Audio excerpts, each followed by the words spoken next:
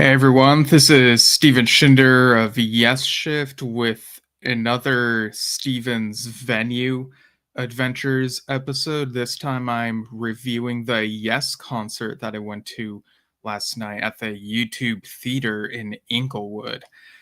This was November 13th, 2025, the third to last show of this current Fragile 2025 tour that they're doing. So I'll basically recap the experience, talk about what merch I got, what the set list was, what I thought of it, and yeah. So uh, when I got there, they were playing some Peter Gabriel music on the speaker for the people who were coming in. I think that might have also happened at some other Prague concert that I went to.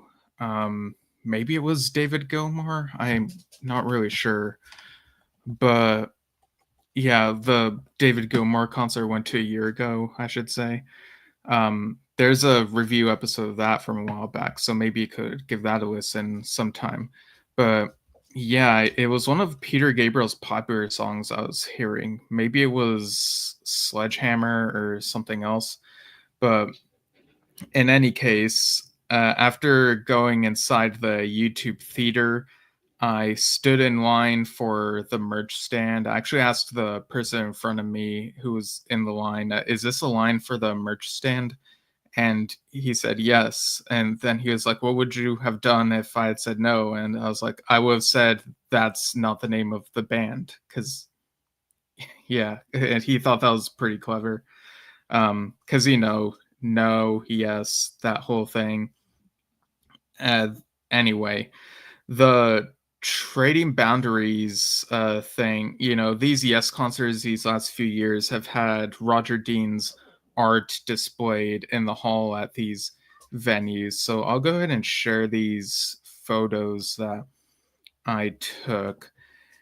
It feels kind of weird uh, going to these concerts and seeing the awesome Roger Dean artwork. It's like I sometimes feel like I'm obligated to take a picture of each thing just to prove that I saw it. It's kind of a weird feeling, especially now having done it a few different times. Um, but yeah, okay, so um, I'm doing this as a little slideshow. So we got the Pathways artwork there, famous for being on the Yes Songs release. Very iconic, really cool to see. And next up, let's see, do I need to do arrow left or arrow right? I think it's arrow left. Um, yeah, okay. And we got this little blurb about the Roger Dean Fragile Gallery. Um, I don't know if y'all can read it here, but yeah, it's look kind of has. Oh, whoops, went a little too fast. Has the more recent modern fragile world as the background, and then we got these different pictures. Like a couple seem like they're from Yes songs, and there are a few that I believe might be from the 2015 Progeny release. Yeah, it says Progeny paintings here. And then over here we have the space arc stuff. And of course it says please do not touch, which whenever I take pictures of these, I try to be careful not to get too close. Then we got the more modern looking fragile world here. And then, of course, the classic version of the fragile world. It's all starry sky and whatnot. Got these different Yes logos here, the 35th anniversary Yes logos. And we got this Osibisa elephant. It's green with blue stripes or markings, rather. Uh, I couldn't remember if I'd seen this one in particular before, but yeah, the Osibisa stuff is really cool. We got these other paintings. There's ABWH. I believe that's Journey to the Center of the Earth's re-release. There's this other one with the Ark, and there's the Quest. Got these House of Yes, or I guess the Yes Square Chop logos. I'm so used to seeing the Dragonfly one with House of Yes, which I believe was the first time that the maybe only time that the Dragonfly was used. So we got the Quest, Union, Mirror to the Sky, those paintings. We got the Yes Beetle logo from around the 35th anniversary. And we got these butterfly logos as well. There's Frey's Castle in the background. And then we got the original Asia painting or artwork, guess I should say. And these all show like their prices and whatnot. Yeah, we got this picture of the butterfly with eyes on it. We got Return to the Center of the Earth. And yeah, we got like this picture here, but if you recall the Roger and Freya Dean exhibit that Dad and I went to, seeing the painting from Return to the Center of the Earth up close makes me appreciate the dimensionality of it more. Got this blue Yes logo with the red outline, and we got is this Keys to Ascension or something in a similar vein? I think it might be Keys. We got the Virgin logo and the Relayer art. Tails art, Fly From Here as well. This one is White, the band White, from that album from almost 20 years ago. And below that, fittingly enough, because of the snow, is One Live Badger. And we got this vertical sign that says Roger Dean, Yes, Trading Boundaries Fine Art Store. And it's got the Fragile World and a Yes logo with some blue markings on it. We got this other one. This one is, let me zoom in a bit. Electric Sheep. Yeah, that's all the ones I'm less familiar with. And we got the Asia Omega artwork. Here's a Quest again. And got this blurb about Roger Dean. So if you ever go to a Yes concert or a Trading Boundaries thing, you're sure to see some stuff about Roger Dean you can read about. There's also this TV screen that had this slideshow, and one of the things that it showed was the Isle of Man stamps, and of course Rick Wakeman's part of that as well. And we got these different logos. Yes, Tetris, Asia, the Virgin logo. We got an owl logo, and Uriah Heep, the magician's birthday, I believe it is, or maybe it's the other one. It's whichever one the reddish one is. Actually, the title's probably, yeah, the magician's birthday. Yeah, I sometimes get that in Demons and Wizards mixed up a little. I got that Tails in black and white. And there was also a food stand inside. I got the charcoal burger. It came with waffle fries. It tasted pretty good. And, when I got it, I was like, yeah, I don't need a drink. I hydrated before coming here, but after eating these, I'm like, man, maybe I should have gotten a drink, but I really didn't want to leave my seat. So I just, I was able to power through and whatnot. This is where you can see where I was sitting. I was sort of on the left, or not the left, the right side of the seating chart. And you can see the Yes logo, YouTube Theater, the proud partner thing. So yeah, once the concert I should mention what I got from the merch stand. So let me just stop sharing those images for a moment. So at the merch stand, I got the Yes Fragile tour book. Let's see if this will show up. Yeah, you can see that, and the front and back are basically the front and back album artwork from the album. It's about, let's see, how many pages? Like 60, 62 numbered pages. And it includes perspectives from the current lineup of what they think of the Fragile album. Since Steve Howe was there, he was able to share insights of what it was like actually being there. And we also got Bill Bruford's perspective as well. There's a Bill Bruford interview in here for a few pages, so it was great seeing his perspective, and pretty funny when he was asked about 5% for Nothing, and he kind of views it as something that just shouldn't work in even in a Yes context, and so he doesn't think I get the vibe he doesn't really think it needs to be played, but it's like flattered that Yes play it anyway. He also mentioned that the most relaxed he'd ever seen Chris Squire was during the recording of Fish Out of Water, because he was basically on his own home turf and in charge and stuff. So a really great interview with Bill here. It might have been nice to get Rick's perspective. Like, I don't know if he was reached out to, but with Fragile being the first Yes album he was on, it might have been nice. But then again, I think to that interview he did with Rick Beato, he talked quite a bit about Fragile.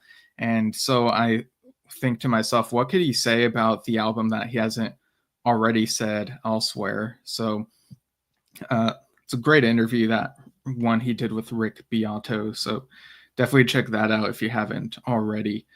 But yeah, we get the other band members of the current lineup's perspective of what they think of the different tracks. Jay Shellen talks about studying what Bill did and leaning a little more into that for performing this album live. And an interesting bit of info that I noticed is that in this tour book, Steve Howe mentions that the promoters like Live Nation and all that requested that they play the Fragile album. And Billy also seems to paraphrase the same thing as well, like talking about the promoters.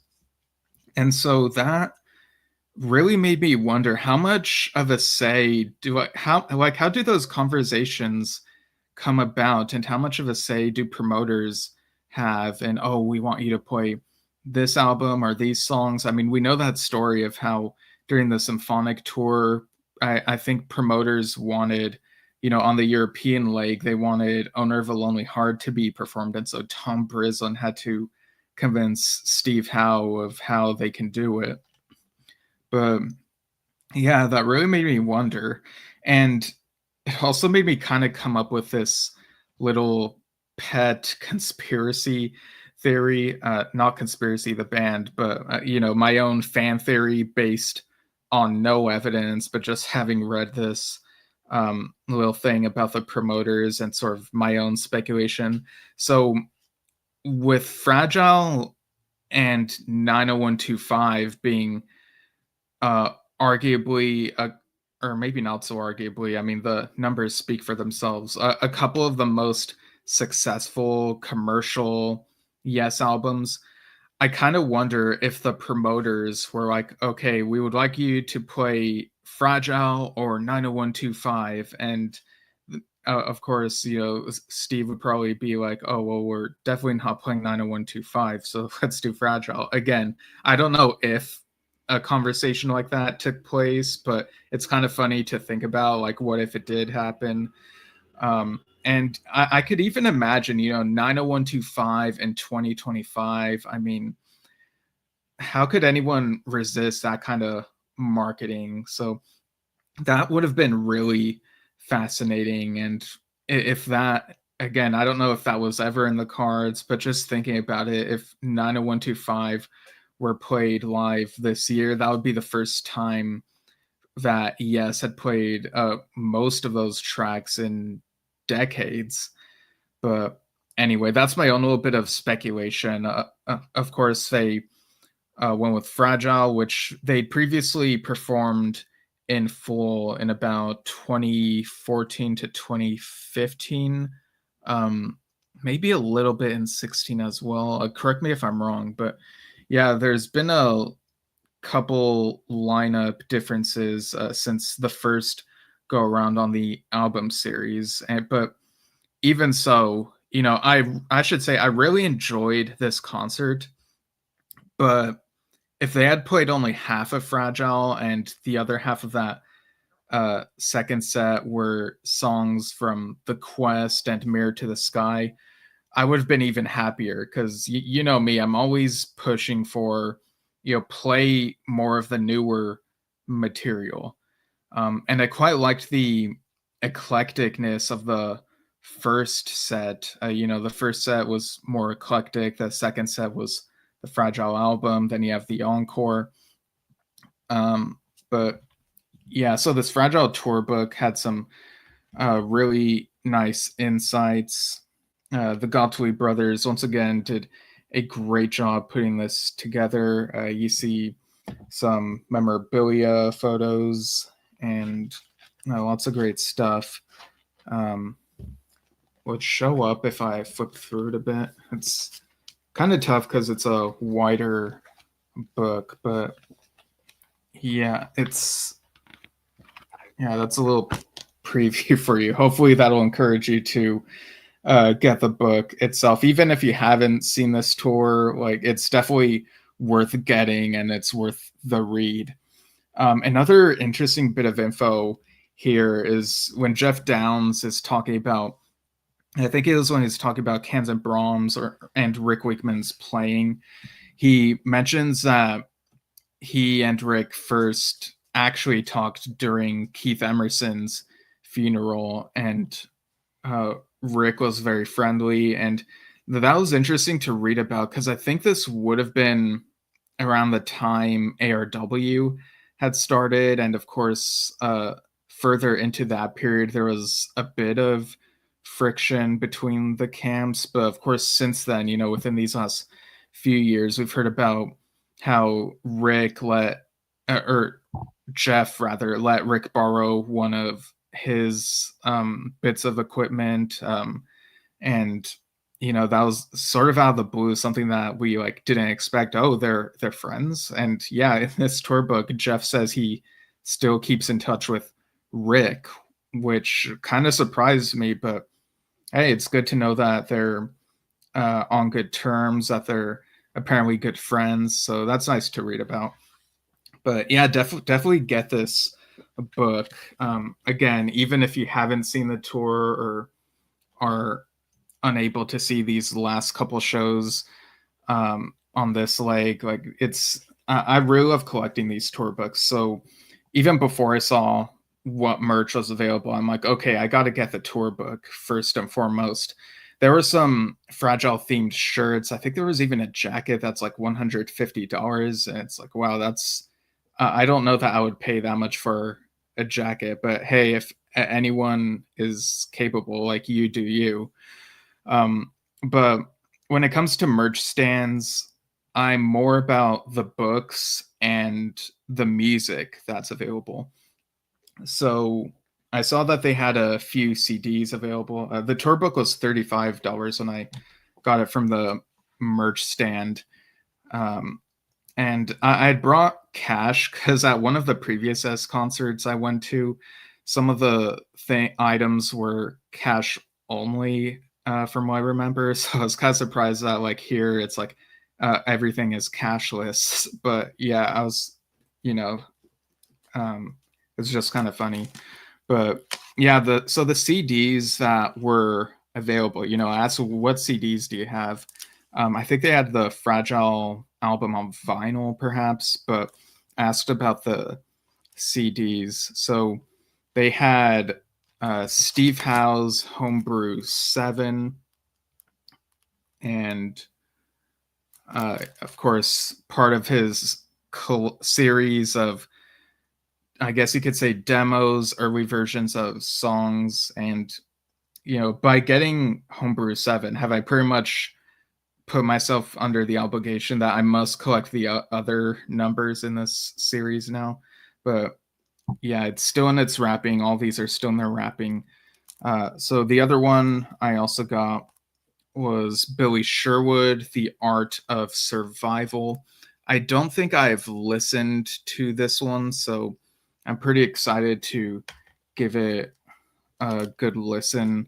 And I'll probably review these on the next Yesshift News Desk edition, whenever that may be. Maybe in the later part of this month. We'll see what happens. And this other one, this other one was definitely a must.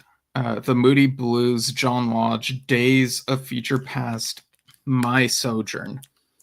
And I've listened to this, but not this specific copy, but I've listened to this album and really enjoyed it. I think I even reviewed it on the show.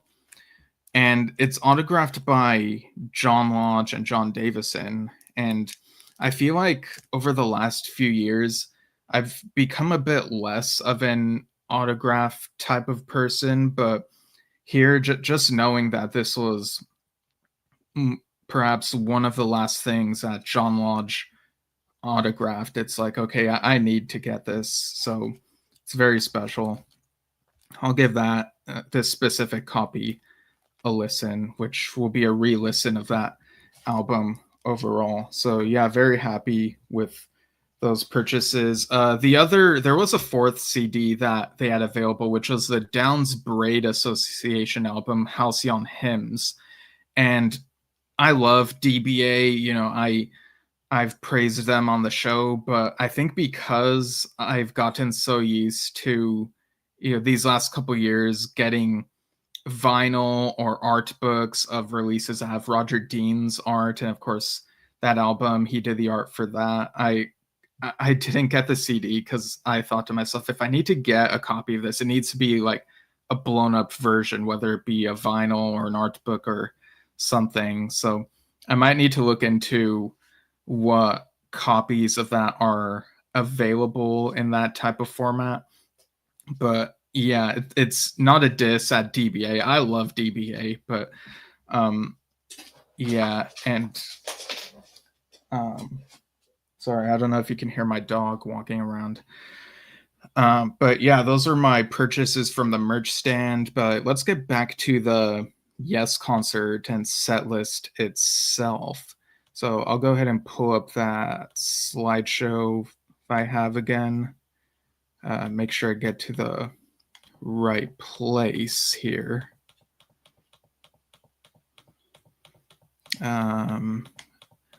Okay, so go ahead and share this window again. But yeah, great photos in the tour book of each of the individual band members of this lineup. I don't do too many photos or even video recordings really, because I always think it's not going to look or sound as good on my phone. So I try to stay as immersed in the concert as I can. That's just how my habits have evolved. But yeah, so the intro music as we were walking on the stage was Young Person's Guide to Orchestra, which of course they've played on different tours, and ABWH even used it. And then for the opening number, they went with Siberian Katru, which was very apt because you got to begin with something that is, up tempo or faster paced. I will say that this was one of the songs where it was noticeable that, they're playing some of these songs at a slightly slower pace than how we're used to hearing them. It's not too drastic. It's just, I don't know, maybe half a second expanded type of thing in terms of the speed. you know. Uh, so would half a second slower be the right way to say it? I'm not sure. But yeah, it's I was into it, and Siberian Khatru, I always get nostalgic thinking of the Keys to Ascension version. Of course, it was slightly slower than that version, but it still really worked, and I was singing along to it. And again, marveling at how a lot of the Yes lyrics are kind of not as straightforward and just kind of a strange collection of words sometimes, especially on Siberian Khatru. So I was kind of uh, having some you know, reflecting on that amusingly, I guess I should say. But yeah, it was a strong opener. People were into it. And then next up was, also during that number, on the screen, they have a screen behind the band which shows Roger Dean's art. And they also have a screen on the left side and a screen on the right side that show close ups of the band and would also show footage of the audience. You have these cameramen walking around in front of the stage, so it was cool they were, um, whenever they were sort of giving a tip of the hat to the audience and letting them show how enthusiastic they were and cheering and whatnot. Okay, so the slideshow not letting me go left, so I might need to cycle back to this other end. So the next track that they played was the edit of On the Silent Wings of Freedom. And so I don't know like when exactly these particular photos are in the set. So I'll just go ahead and show them one by one. So here's an example of the screen on the right side, which is closest to me. You see Steve, and you see Steve interacting with Jeff. And here's one where you can see Jay on drums on the screen, and the Roger Dean artwork. This has the winged creature. So yeah, that was during the shortened version of On the Silent Wings of Freedom. I believe the first time they dug out that version was for the Close to the Edge tour in 2022. And I remember there was a lot of hubbub among Yes fans about whether it's like blasphemy or something to edit it. But I'm of the mind that with some of these more obscure tracks, I'd rather have them in some form than not have them at all. It would be even weirder if they only sang a verse of Silent Wings and then went into some other different song. Again, for those not familiar with the short version of On the Silent Wings of Freedom, it's basically a little bit of the instrumental bit right before the lyrics come in. So you skip over the first minute or so, and then they basically do the sections that just have the lyrics. But during the quieter section, they do let the music breathe for that bit. So I was satisfied with it. It's not as much of a surprise as it was when I saw it a few years ago. I'm trying to remember what happened next. So the next bit of the set, it's very easy to remember because after this song, Steve Howe said to the audience, "I was from Tormato, and we have a couple others from that album." So got a Tormato mini set here. So after On the Silent Wings of Freedom, they performed Onward. I think maybe was this picture during that song? It might have been. You see John Davison on the screen, and the Roger Dean art is from the ladder, where you see the two figures on the arch. But I was kind of thinking to myself about how the Keys to Ascension version of Onward includes that a Steve Howe instrumental intro. I think it's titled Unity, and I really love that version. That's my preferred way of it being played. But I was kind of wondering to myself, I wonder why they don't do that anymore. They just kind of go into the song. But I think maybe because, because they mentioned Chris and how he wrote this, I think maybe since the song is viewed as a tribute to Chris, maybe the perception within the band is that, well, if Steve does that instrumental intro, maybe he doesn't feel as comfortable doing it if the song is being played as a tribute to Chris. You want the emphasis to be on Chris and his writing, what he was able to, this piece he was able to bring out. So that could be the case. It's my own speculation. And I mean, I respect it. And I really enjoyed the song. It was very emotional. And then after that, they played Madrigal. So again, another softer piece. And you could, again, so it feels slightly slower than how we think of it. So John Davison has to sing it to match the music, but I think it was very beautiful. Again, thinking about the lyrics and how out there they are, it's just so good. I really enjoyed Jeff's playing on the keys for this one. Another great example of those moments throughout the concert.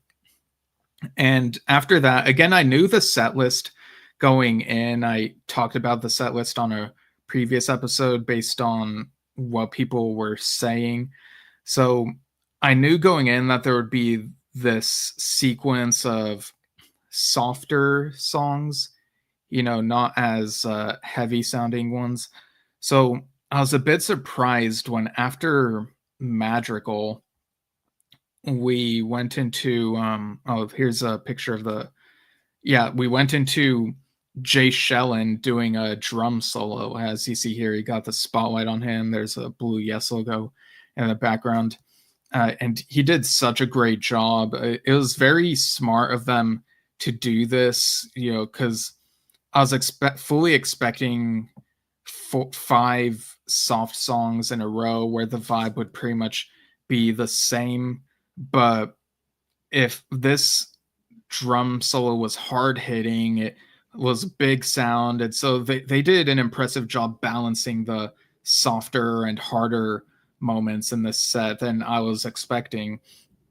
So this drum solo, here's another one of Jay behind the set on the screen.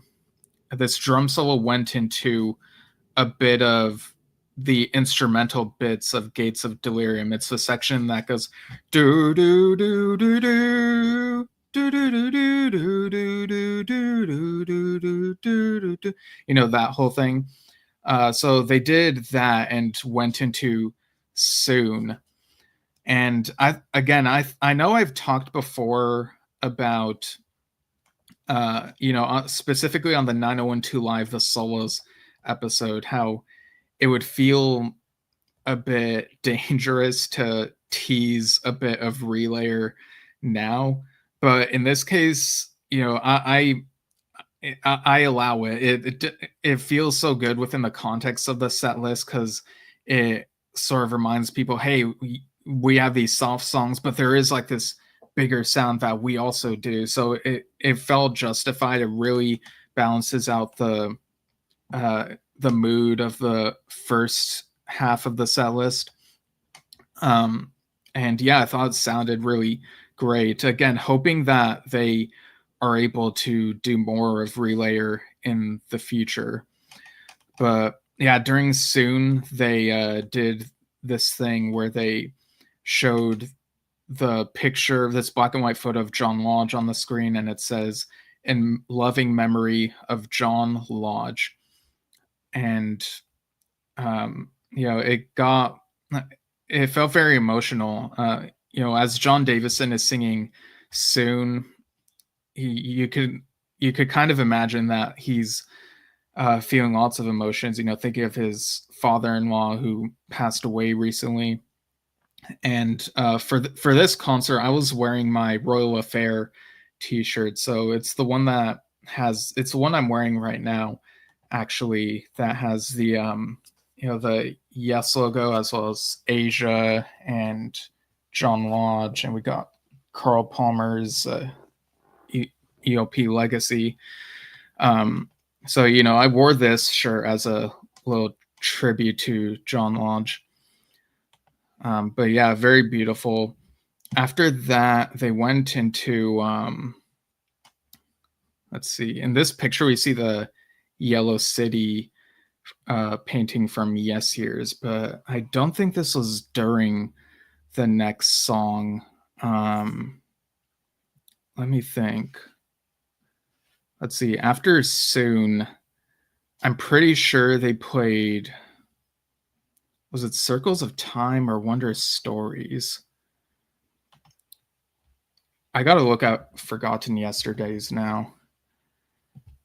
It was definitely one of those. Okay, November 13th. Okay, they did Wondrous Stories next. So yeah, I was surprised how big the sound was during Wondrous Stories, thanks in part to Jay Shellen's drumming. That gave it a bigger sound than I'm used to for the song. So again, they did a better job balancing the softer and harder bits in that first set list. It didn't feel as soft as I was expecting it just from reading the song titles. So I was pleasantly surprised. And then after that, they played Circles of Time, from Mirror to the Sky.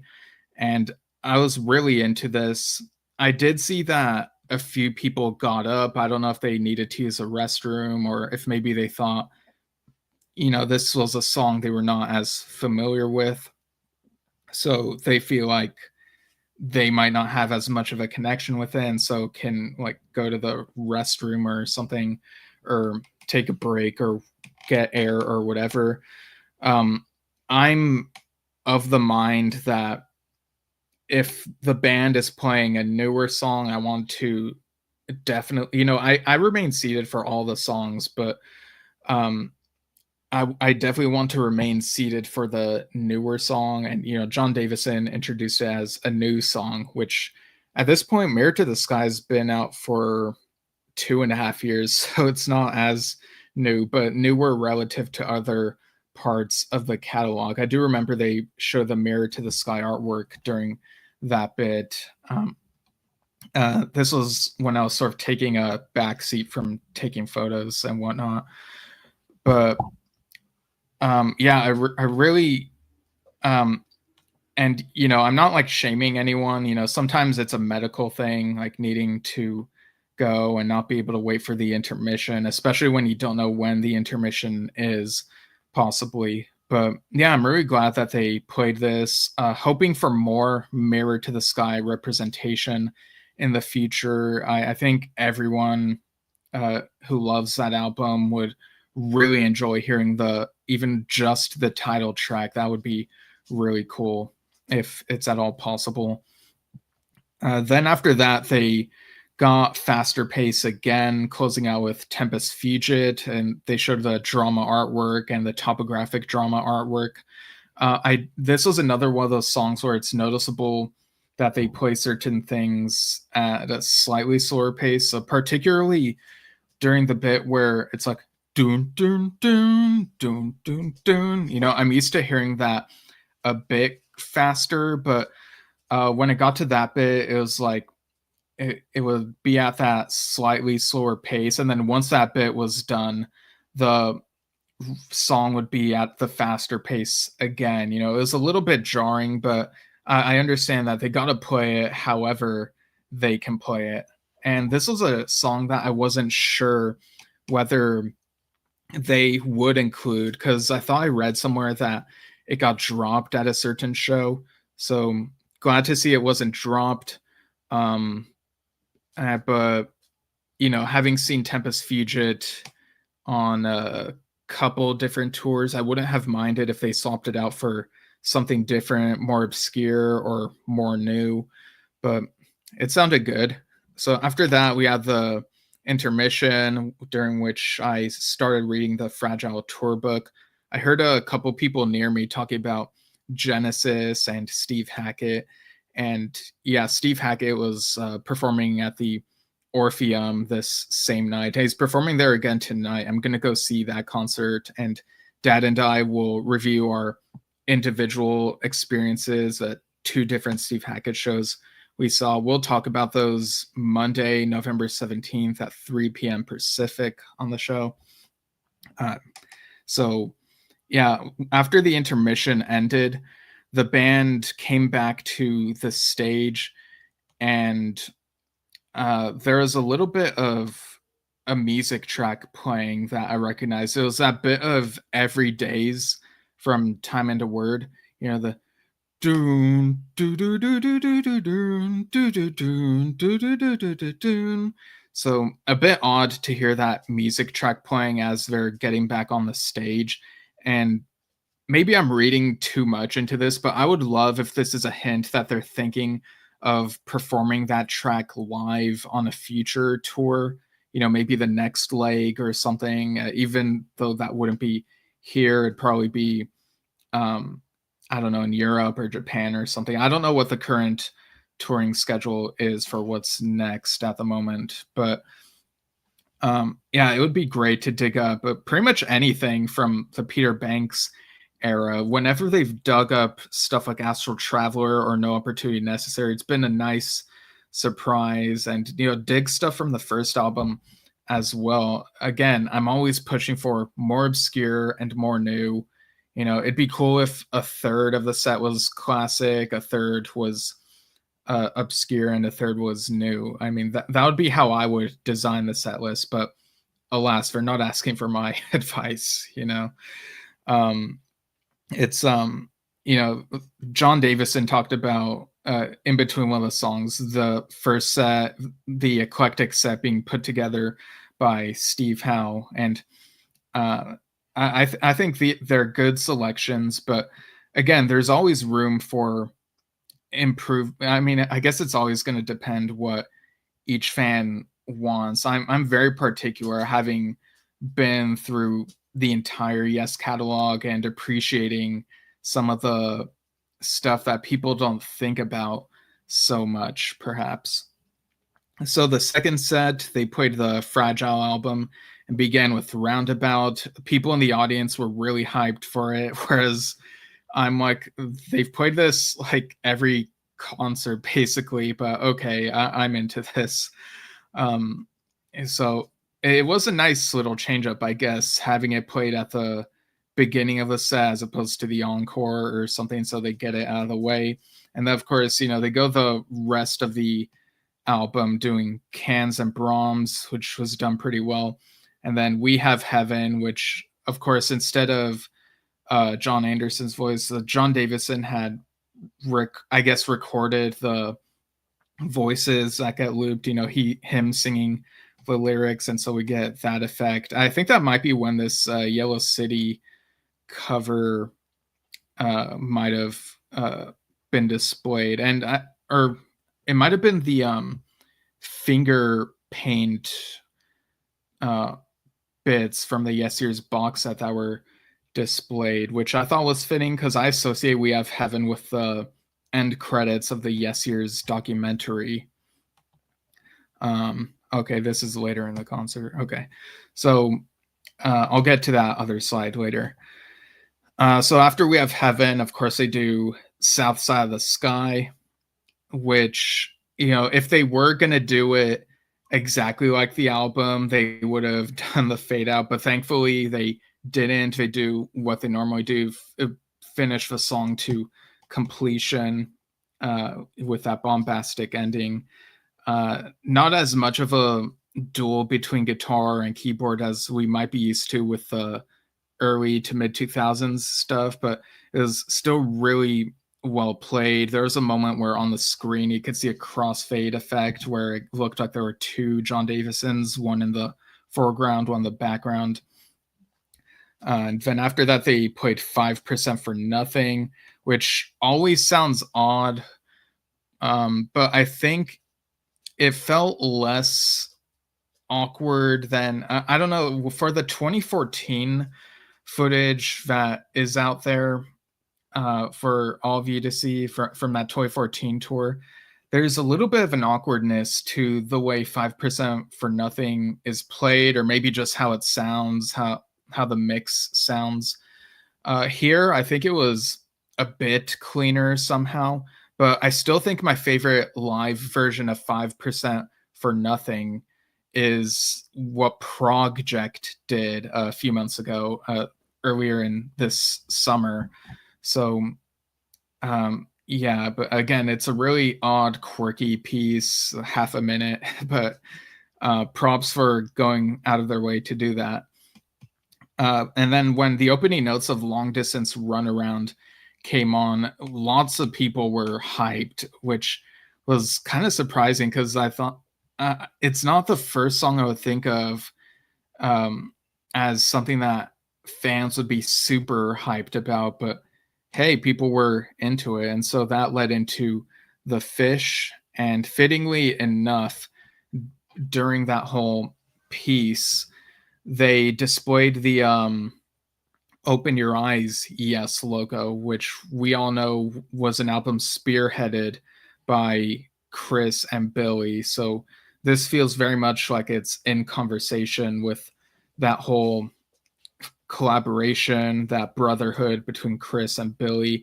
Billy did such a great job playing this. It sounds so great live, that big sound, and like the whole band is just really great. Oh, Long Distance Runaround. That reminds me, in the Fragile Tour book, John Davison mentioned that he loves the acoustic version of Long Distance from the QPR concert, and that's my personal favorite version of the song. And he said that he would love to do that version live at some point, and I would just love that. I hope they do that in the near future. And after The Fish, of course, they did. Oh, here's another one of Billy on the screen.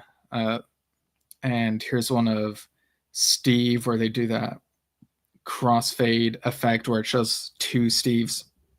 This was during Mood for a Day. And yeah, during Mood for a Day, the audience was super into it. There was a moment, I think this might have been the piece where he had one hand behind his back at some point. It was like his right hand while he was using his left to play the strings up on the neck. And so people were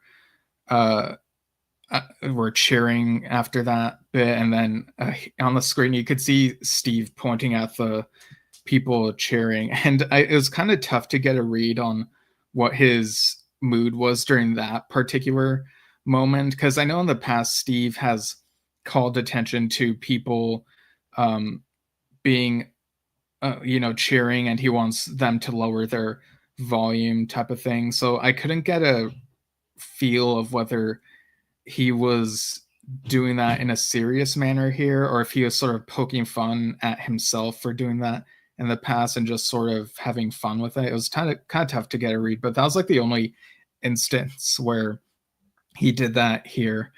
And after that piece, like, standing ovation, lots of people loved seeing him play Mood for a Day. Really awesome to see. And of course, they closed the Fragile set with bombastic Heart of the Sunrise. Such a great way to close the set. And we're so used to roundabout closing sets. Heart of the Sunrise is a better closer for a set. It's so epic. I do still kind of wish that as they walked off, they could have played the recording of the We Have Heaven reprise, which was on the album, but alas, they didn't. For the encore, I was kind of expecting that they would play I've Seen All Good People and then Starship Trooper, but there's no I've Seen All Good People here, surprisingly. They played The Word, their cover of the Beatles track, and it's, I'll give them credit. It's different from I've Seen All Good People, so it's cool that they did something different. I'm still not sure what the reasoning is behind choosing this song. I don't know if it's because it's the 60th anniversary of it, or they just want to tip the hat to one of their influences. Imagine if they'd also played Mystery Tour from The Quest. That would have been pretty funny, like just the word and then mystery tour. But yeah, it's I do wonder if this will end up on some live release in the future, since it's such an oddity, so different of a selection from other Yes concerts. But there were people who were like, I saw like a couple people standing up and dancing to it. I guess they recognized the song. And then after that, they did Starship Trooper, which uh, people were very happy about. I was very happy about it. I love this song. It's always a great encore type of song. People singing along and clapping along, especially during the Verm section. So yeah, I really enjoyed this concert. They, for what they're able to play, they did such a fantastic job. Again, I'm always gonna say play more obscure, more new, and that'll make me even happier. But I was still happy with this concert. So yeah, did I get through all the photos? I think I did. Oh, there's the Keys to Ascension artwork on the screen. I think that might have been during Starship Trooper, which the version of Starship Trooper I always think of the most is from Keys to Ascension. So I thought that was fitting. There are the band members standing at the end of the show, bowing and whatnot. Yeah, that's a few of them on the screen. I'll go ahead and stop sharing this. There was a song where John Davison knelt on his knee for a little bit. Which song was it? I think maybe it was Heart of the Sunrise, when he said "Feel Lost in the City" part, or it might have been a different song. I'm not really sure at the moment. I should have taken note of it. But yeah, and during a Tempest Fugit, when he says, "Do we leave it unspoken?" he elongated that last syllable like he tends to do with the song. So there's that. But yeah, very happy with what these guys were able to do. Again, if you're able to see them, go see them. We don't know how many more of these tours we have. So really glad I was able to make it out. As I was leaving, it started to sprinkle. So I feel like the end time of the show was pretty, decent timing. And there were people selling hot dogs and stuff, and there were also like some people trying to sell T-shirts and being like the rhythm of yes, and like so. I don't know. It's really strange, but yeah. So I didn't. When it comes to the merch, the official merch inside, I feel like I have enough band T-shirts at the moment. So T-shirts and band T-shirts in general, I'm not really reaching for all that much anymore. For me, it's generally the tour books and the whatever music is available. So there's that. And yeah, so overall, really enjoyable concert. I'm really glad I went. And tonight I have Steve Hackett, so really cool to have both of those shows back to back, 2 nights in a row. So we'll be back soon. Again, Dad and I will talk about our Steve Hackett show experiences on Monday, November 17th, 3 p.m. Pacific. And you can follow us at Yesshift on Facebook and YouTube. Search us on a podcast app. You'll probably find us. And you can also go to email us via yesshiftpodcast@gmail.com. So there you go. That's all we have for now. And we'll see you all soon. Bye, everyone.